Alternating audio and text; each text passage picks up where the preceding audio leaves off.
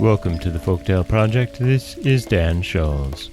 Today we start 3 new tales, this time from China, and all from the Chinese fairy book. This first story, is one that, man, I just like it. It's the kind of story with the kind of twist that just, I don't know, makes you feel good inside. It's a short tale, but it's very much worth it. This is Who Was the Sinner?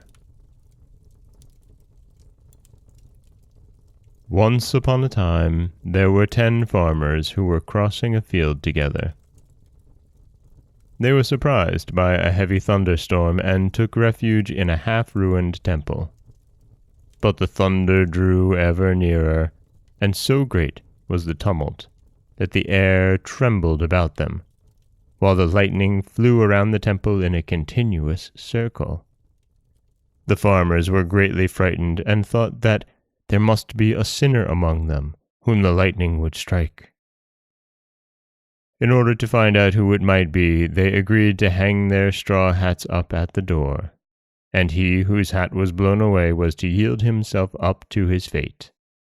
No sooner were the hats outside than one of them was blown away, and the rest thrust its unfortunate owner out of doors without pity.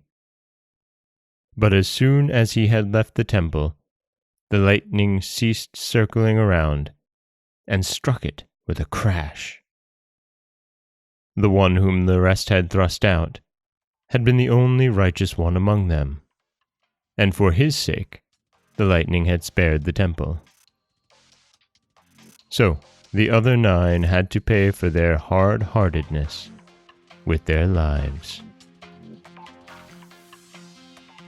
And that is Who Was the Sinner, from Wilhelm's The Chinese Fairy Book. And again, a quick twist in there, a short story to get us started for the week. But man, is it not just delicious in its vengeance. This is Dan Scholes for the Folktale Project. Don't forget that you can subscribe to the podcast on Apple Podcasts, Stitcher, Google Play, Overcast, anywhere that you like to get your podcasts. You can follow us on Twitter at Folktale Project. You can find us on Auto Radio, TuneIn Radio, iHeartRadio, Spotify, anywhere that you like to listen. And you can always head over to folktaleproject.com, where you'll find a new story waiting for you every Monday, Wednesday, and Friday. Don't forget that you can help support the podcast by heading over to patreon.com/folktaleproject, where for as little as $1 a month you can get early access to every story told. Also, it's that time of year again, time for voting at the Podcast Awards.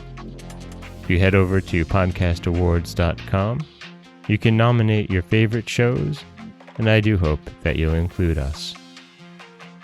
As always, thank you so much for listening.